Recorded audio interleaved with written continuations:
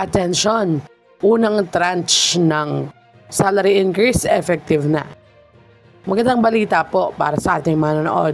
Welcome po sa ating channel na Chachas TV at iba pa. Nagsimula na noong July 25, 2026. Opisyal nang ipinatupad ang unang tranche ng salary increase para sa mga minimum wage earners sa National Capital Region or NCR. Ito ang pinakamalaking wage increase na naaprobahan sa Metro Manila sa ngayon at inaasahang may kinabang ang mahigit 1.1 milyong manggagawa. Magkano ang dagdag sahod? Sa ilalim po ng wage order na NCR 27, may 60 pesos dagdag muna sa unang bahagi ng kabuuang 85 pesos wage increase. Narito ang bagong minimum wage para sa non-agriculture sector mula 695 pesos kada araw magiging 755 pesos na.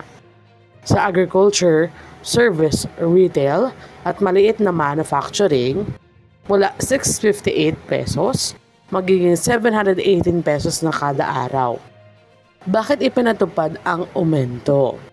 Ayon kay DOLE Secretary Francis Tolentino, layunin ng wage increase na mapalakas ang purchasing power ng mga manggagawa at makatulong sa pagharap sa patuloy na pagtaas sa presyo ng mga bilihin, kuryente at iba pang gastusin. Bahagi rin ito ng direktiba ni Pangulong Ferdinand Marcos Jr. upang mapabuti ang kalidad ng pamumuhay ng mga manggagawang Pilipino. May ikalawang tranche pa. Hindi pa rito natatapos ang aumento. Sa January 2027, ipatutupad ang karagdagang 25 pesos.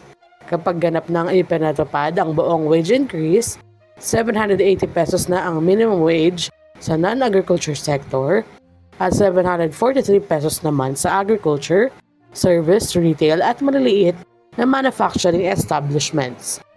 Paalala sa mga employers, mahigpit na pinaalalahanan ng DOLE ang lahat ng employer na sundin ang bagong wage order dahil may kaukulang parusa ang hindi pagsunod sa batas. Samantala, sinabi rin ng DOLE na magkakaroon ng tulong para sa mga qualified na micro, small, medium enterprises or MSMEs na maapektuhan ng wage increase.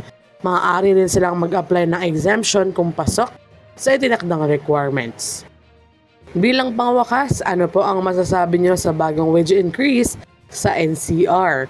Sapat na ba ito para makatulong sa pagtaas ng gastusin ng mga manggagawang Pilipino? I-comment na sa baba. Hanggang dito na lamang po muna. Muli ito ang Chachas TV.